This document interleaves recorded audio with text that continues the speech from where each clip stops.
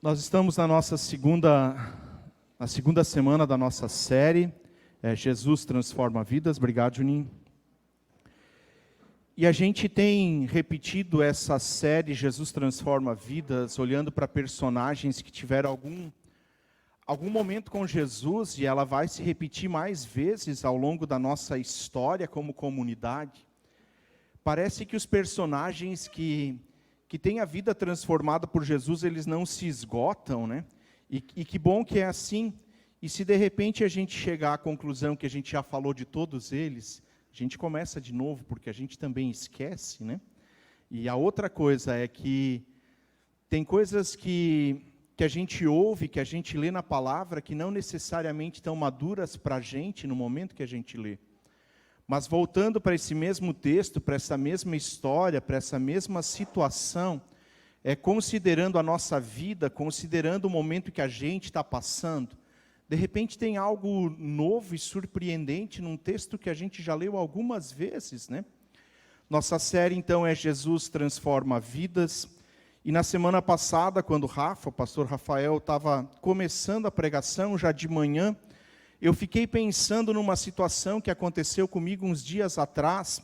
O Rafa começou perguntando sobre se as pessoas do nosso tempo querem transformação ou não querem. E faz então, talvez uns 20 dias, um pouquinho mais, eu tinha decidido no começo do ano que eu marcaria cardiologista.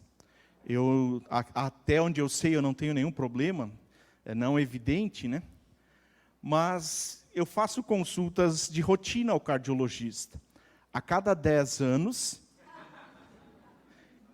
Calma, pessoal, eu combinei com alguns para rir, mas não era agora ainda. A cada 10 anos eu vou no cardiologista, já é a segunda vez que eu estou fazendo isso. E eu liguei então para o cardiologista, para o consultório da médica que eu escolhi, e marcaram a consulta para uns 15 dias. Tinha na agenda, marquei consulta, já fiz a consulta, já fiz exames, tem outros que eu tenho que fazer, tenho que voltar lá. Desliguei o telefone e disse para a Graziela, vou ligar para o dermatologista também. Porque eu estou achando que está na hora de fazer botox, né? Essa também era brincadeira. A gente também combinou de manhã que a gente vai colocar algumas coisas na mesa lá. Quando o pessoal não ri da piada, eles vão soltar um riso automático na mesa nova. Ela é top. Mas eu fui marcar dermatologista porque eu tenho umas verruguinhas pequenas na região da barba. E quando eu vou fazendo barba, elas vão aumentando, então tem que de vez em quando lá tirar. Também faço isso com rotina. A cada 3, 4 anos eu vou lá. Liguei para o consultório do dermatologista e a mulher começou a me passar datas, e eu disse, mesmo? Não tem antes disso? Marquei dermatologista para 112 dias depois da minha ligação. O que eu quero tirar dessa história para o começo da mensagem dessa noite? A gente às vezes tem preocupações com as coisas do lado de fora. E eu não sei se proporcionalmente dermatologistas e cardiologistas são um número parecido ou não em Jaraguá, não é essa a questão.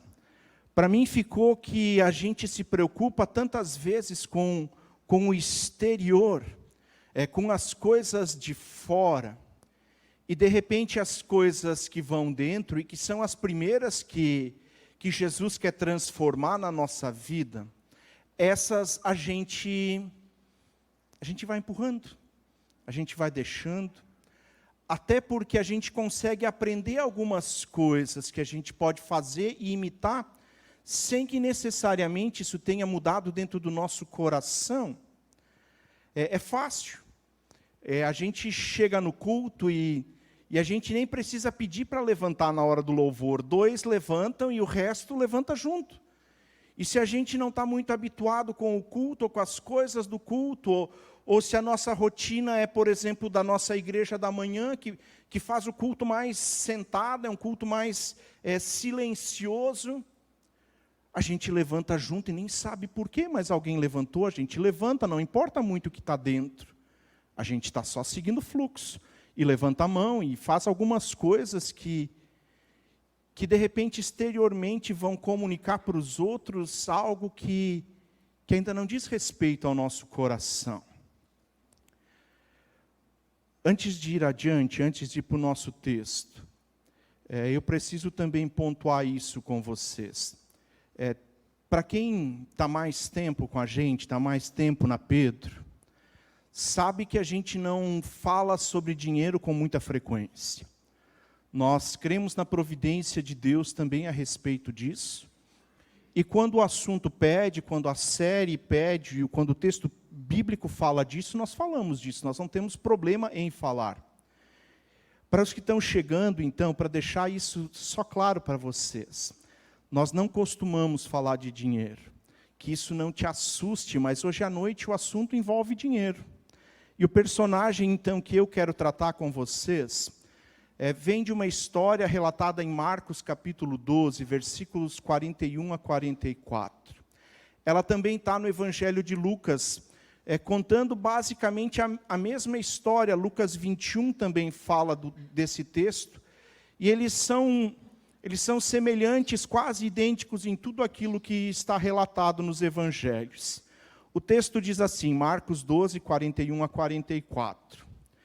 Jesus sentou-se em frente do lugar onde eram colocadas as contribuições e observava a multidão colocando dinheiro nas caixas de oferta. Muitos ricos lançavam ali grandes quantias. Então, uma viúva pobre chegou-se e colocou 2 pequeninas moedas de cobre, de muito pouco valor. Chamando para si os seus discípulos, Jesus declarou: afirmo-lhes que esta viúva pobre colocou na caixa de ofertas mais do que todos os outros. Todos deram o que lhes sobrava, mas ela, da sua pobreza, deu tudo o que possuía para viver. Jesus não faz nada ao acaso, certo? É outra das coisas que a palavra deixa muito claro. Jesus sempre tem uma intenção, um motivo, uma razão para todas as coisas que Ele faz.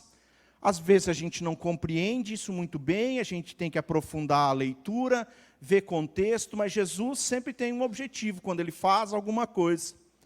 Ele não senta ao lado da caixa das ofertas apenas para fiscalizar as pessoas, certo? Ele não precisa sentar do lado da caixa das ofertas para saber o que eu faço da minha vida, o que você faz da sua vida. Mas quem precisava estar perto da caixa das ofertas são aqueles com quem essa história mais falou. São aqueles que tiveram a sua história transformada com essa história. E isso nos leva para a pergunta que eu quero que acompanhe a gente nesse tempo de olhar para esse texto um pouquinho mais. Quem foi transformado com essa história? Quem era o alvo de Jesus? Quando ele senta ali e começa a falar a respeito disso.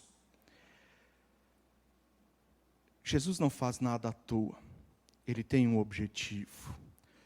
Primeira coisa que eu quero falar a respeito do texto. Ele está inserido num texto um pouquinho maior. Um pouquinho antes do texto que nós lemos, tem uma discussão a respeito do imposto. E ali Jesus diz para os discípulos de uma maneira muito clara, deem a César o que é de César, o imposto, e a Deus o que é de Deus. Já é assunto sobre finanças naquele lugar. O assunto muda o cenário e Jesus retoma o assunto. Os discípulos ainda não tinham compreendido isso e sabendo que essa viúva passaria ali, naquele exato momento, Jesus toma lugar com os seus discípulos para observar isso. As viúvas na época de Jesus pertenciam à classe mais pobre da sociedade. As viúvas tinham menos direito do que um escravo.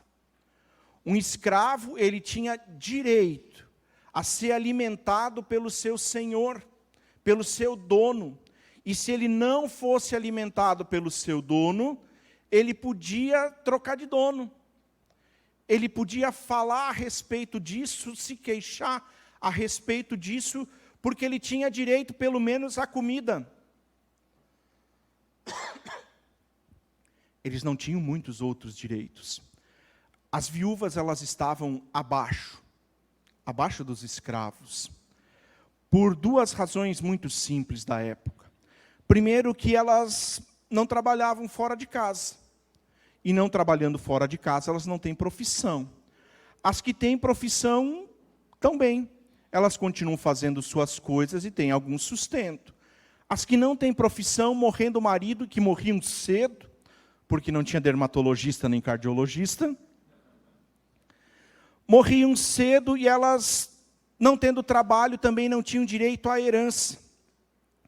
A herança sempre ficava para um filho, que não necessariamente cuidava bem da mãe, por isso o mandamento de honrar pai e mãe, porque Deus já está preocupado com essa história lá no começo de tudo. Se não tinha um filho em idade adulta, para alguém outro da família do marido. E a consequência, quase via de regra, era que essas mulheres, perdendo o marido, perdiam tudo. Uma viúva, por natureza, é uma pessoa pobre, é uma pessoa da classe mais baixa da sociedade. O texto segue.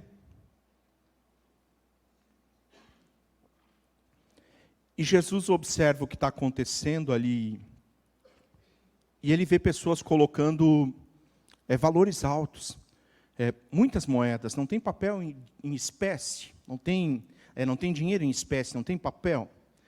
E Jesus vê algumas pessoas colocando punhados de moedas de valor alto, e de repente tem num dos lados uma mão cheia de moedas, e do outro lado agora uma mulher que chega e coloca 2 moedinhas, diz o nosso texto. E Jesus diz, ela deu mais. Como? Rafa falou semana passada também que Jesus era o maior pedagogo, o maior psicólogo, o maior um monte de coisa, e tudo isso virou livro do Augusto Cury, né? Augusto Cury não escreveu dizendo que Jesus é o maior matemático de todos os tempos. Como? Como um punhado de moedas é menos do que 2 moedas. A gente olhando para o texto bíblico, a gente vai descobrir que matemática aos nossos olhos não é bem aquilo que Deus faz. Jesus diz, deixa 99 ovelhas para trás e sai correndo atrás daquela uma. Eu jamais deixaria as 99, porque se foram capazes de tirar uma delas, por que não tirariam as outras? Eu assumo o prejuízo. Jesus diz não, vai atrás daquela uma. A gente vai encontrar outros episódios onde Jesus inverte a lógica matemática que é a maneira como a gente foi criado, educado, e a gente não consegue entender algumas dessas coisas. 2 moedinhas. A Bíblia grega diz que ela depositou 2 leptas. Eu não encontrei nenhuma versão em português que falasse o nome da moeda.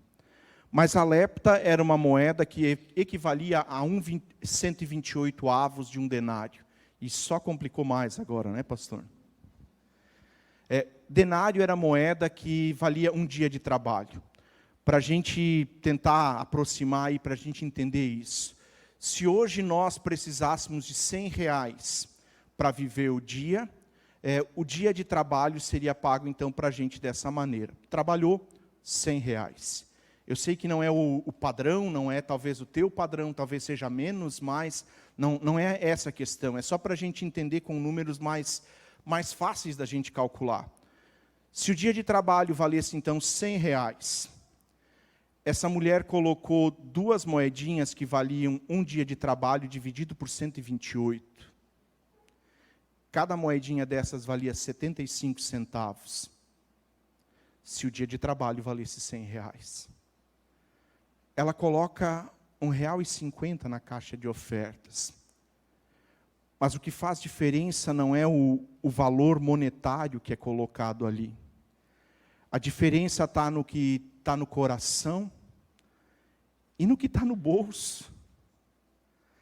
O texto diz que os outros colocavam aquilo que estava sobrando. Eu aprendi há algum tempo atrás a diferenciar entre oferta e coleta. Se você procurar no dicionário, nem vai aparecer essa diferença.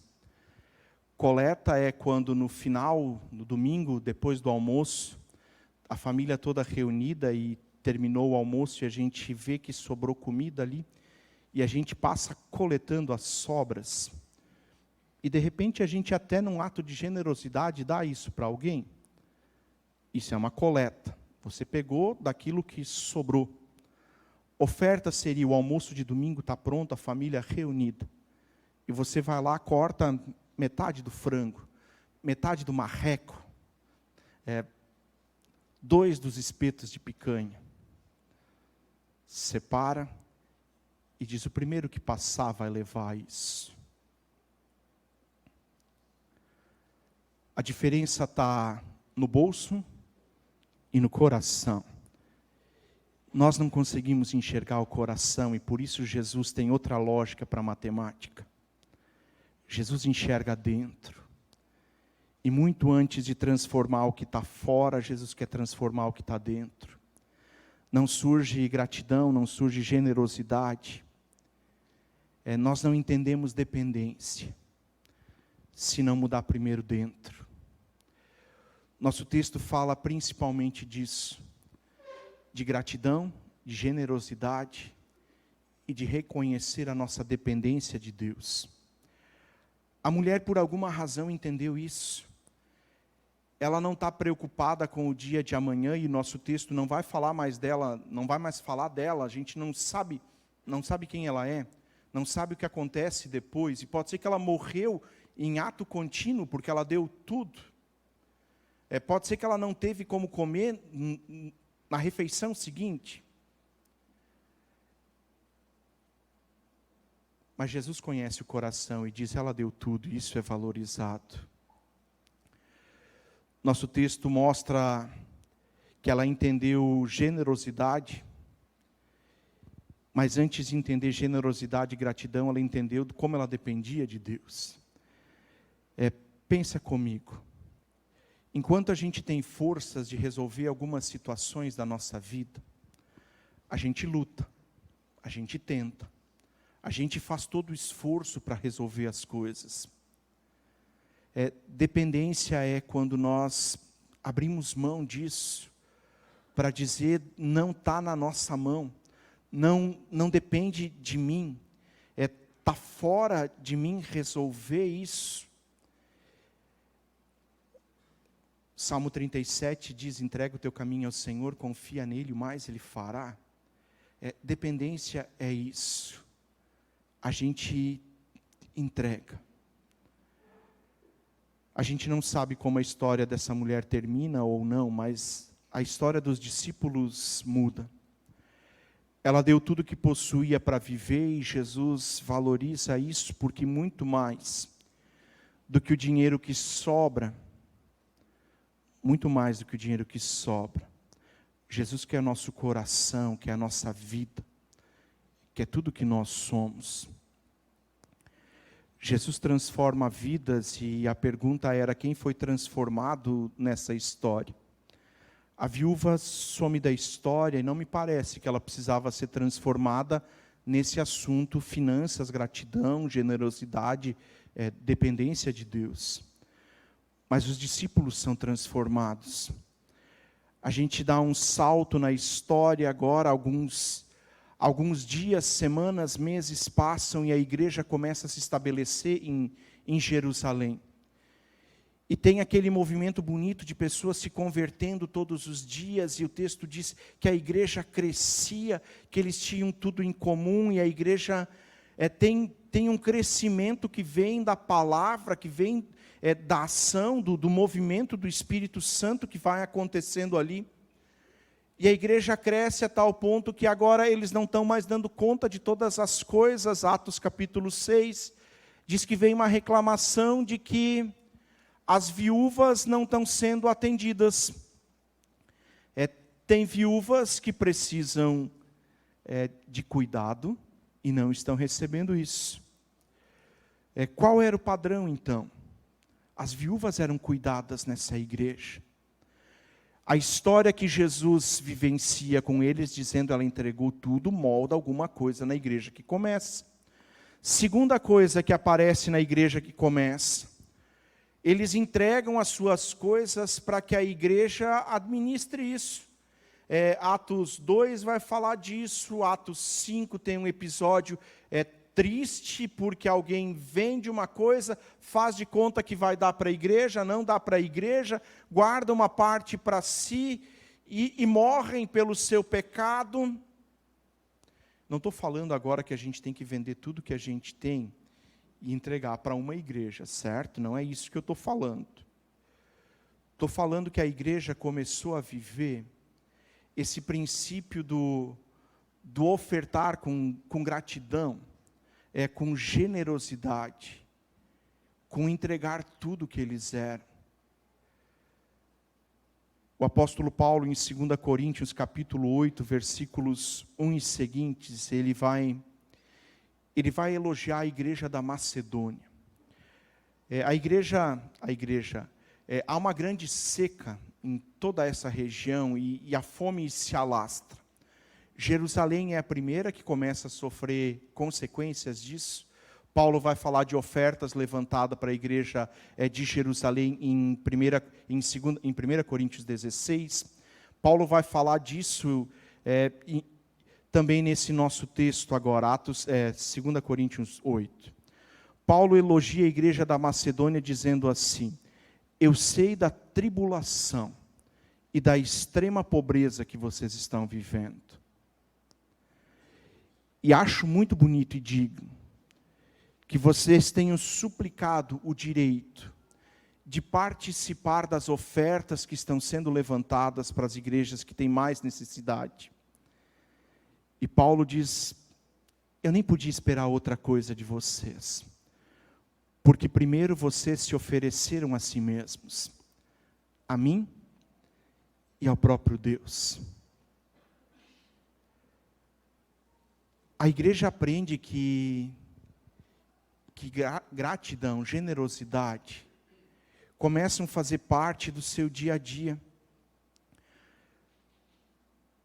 Quem foi transformado com essa história? Primeiro, os discípulos. Segundo, cristãos que ao longo da história têm conhecido Jesus, cuja mudança começa dentro e depois vai tomando conta de todo o resto da sua vida. Eu me converti na adolescência. E quando eu digo me converti, eu não estou dizendo que foi ação minha. Eu ouvi a respeito do amor de Jesus por mim, decidi entregar minha vida, escolhi andar com Jesus. Passei a chamar Ele de Senhor e dedicar minha vida a Ele, com altos e baixos, como a maioria de nós tem. E eu não sei em que momento disso na minha igreja foi falado a respeito de dízimo. E eu me tornei dizimista. Muito antes de eu pensar em estudar teologia ou ser pastor, dízimo era uma prática de gratidão e generosidade. Qual é o conceito de dízimo? E a Bíblia vai falar de dízimo, a Bíblia vai falar de primícias, a Bíblia vai falar de oferta, tem alguns nomes para falar de coisas que são iguais e de coisas que são um pouquinho diferentes nisso. Dízimo é 10% do que você recebeu pelo seu trabalho. Antes de falar de dízimo, nós temos que entender que se falava em uma comunidade, em uma sociedade agrícola, se falava de primícias. E já lá em Deuteronômio, tinha a recomendação de que aqueles que eram povo de Jesus, povo de Deus naquela época, tinham que separar. Colhendo, separavam os 10% para ser entregue no templo. Separavam das crias. E o texto chega a dizer, se Deus for Se Deus for muito bom com vocês e a colheita de vocês for abundante e vocês não conseguirem levar o que vocês colheram até o lugar que Deus escolher para fazer sua morada, se vocês não conseguirem carregar isso, vendam onde vocês moram, levem o dinheiro, entreguem o dinheiro, ou comprem um sacrifício lá onde vai ser entregue. Não dá para levar uma vaca na corda por 3.000 quilômetros, né? Não dá para carregar 10 cordeirinhos debaixo do braço por algumas quadras, por alguns dias de viagem. Primícias é o conceito inicial. Por gratidão se oferece a Deus os primeiros frutos que nós vamos colhendo. O dízimo vem na sequência agora. Se a gente levanta valores em dinheiro, entrega 10% disso. O Novo Testamento vai deixar a coisa um pouco mais complicada para nós, eu acho. O texto que a gente leu e está meditando nele fala de tudo. E se eu fosse um pouquinho mais malvado do que eu sou, eu diria, vocês têm duas opções. 10% ou tudo. Não é essa a proposta que a Bíblia nos faz. Paulo fala em 2 Coríntios capítulo 9. Ele recomenda para a igreja dizendo assim: semeiem com fartura, porque quem semeia pouco, colhe pouco. Cada um contribua conforme Deus colocar no seu coração.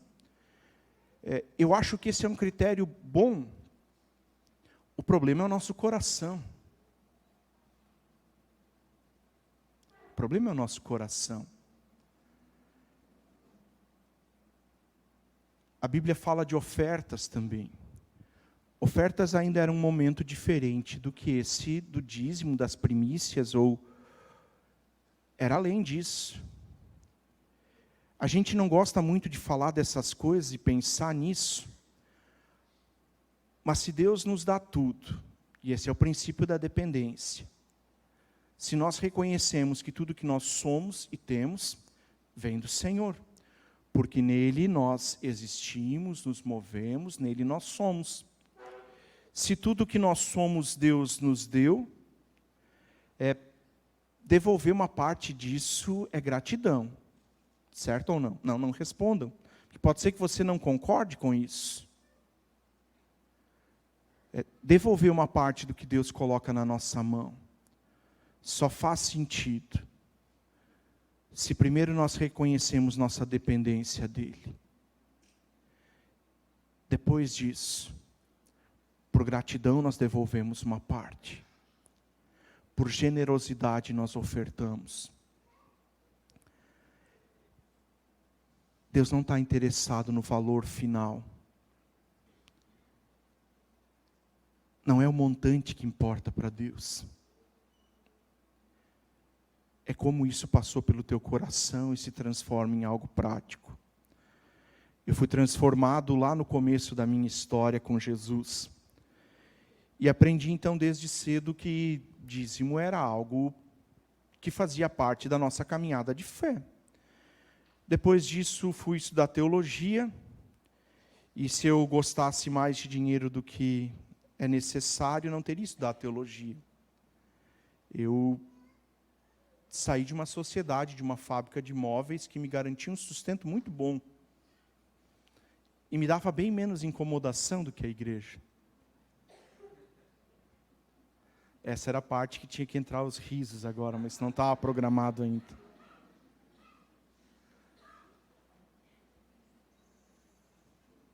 E eu estudei teologia, então fui enviado pela igreja para cá. Janeiro de 2004, eu cheguei em Jaraguá do Sul. Vim para fazer período prático, e naquela época o PPHM, que é um período entre sair da faculdade de teologia e assumir uma comunidade sozinho dentro da nossa estrutura como igreja, fui mandado para cá, e o PPHM recebe antes, porque eles acreditam que estudante de teologia é ferrado e não tem dinheiro. Então eles chegam na comunidade, tem que dar dinheiro para eles passar aquele mês. E eu cheguei aqui e eu acho que era 800 e alguma coisa, essa história eu já contei. Recebi em dinheiro, talvez alguns nem saibam mais como é dinheiro, né? A gente só faz movimentações eletrônicas hoje. Recebi em espécie. E a secretária colocou o dinheiro ali, pediu para eu assinar o documentinho de que eu estava recebendo isso. Eu peguei o dinheiro, separei 10% desse dinheiro e disse, isso aqui é minha contribuição. Ela olhou para mim, olhou para o dinheiro, olhou para mim de novo, olhou para o dinheiro. Ela ficou constrangida com aquilo. E ela fez a pergunta dizendo, isso é para o ano?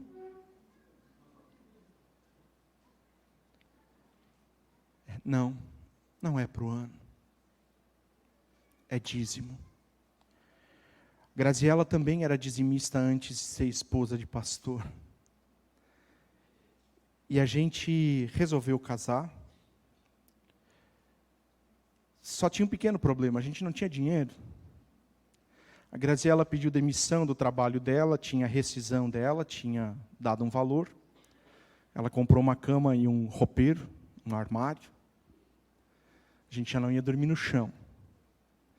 Eu tinha uma geladeira velha que a comunidade emprestou. Também a carne não ia descongelar à toa. Que ilusão, né? Não tinha carne naquela época.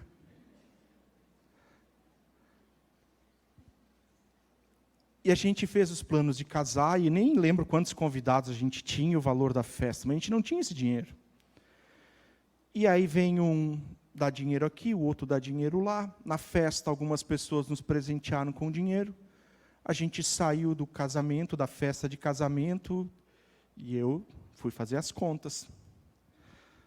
Bota isso, bota aquilo, isso não está pago, isso está pago. Não, isso está pago também, está pago, está pago. Tudo estava pago. Passa a régua embaixo, sobra dinheiro. E a gente comprou a geladeira e a televisão com o dinheiro que sobrou, de um dinheiro que a gente não tinha. Malaquias 3 tem promessas sobre dízimo, que não foi revogada. A gente pode contestar o dízimo, a gente pode achar que é outro valor, e eu nem tenho problema inicial com isso, desde que o valor não seja zero, que ele seja aquilo que Deus colocou no coração, mas Malaquias tem promessa.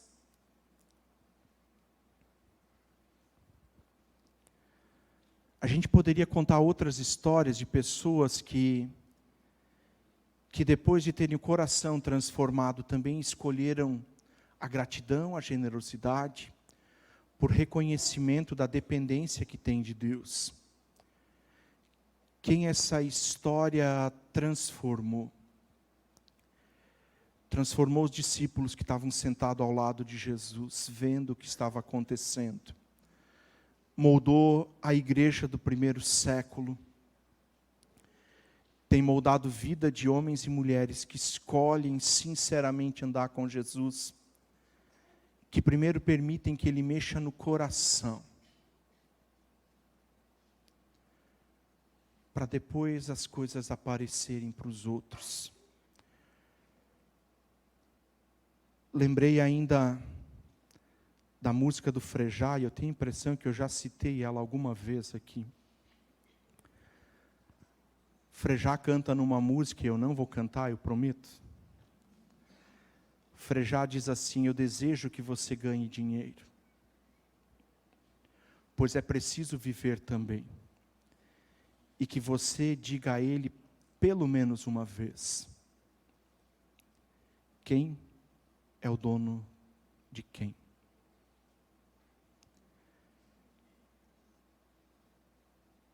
Transformação começa dentro.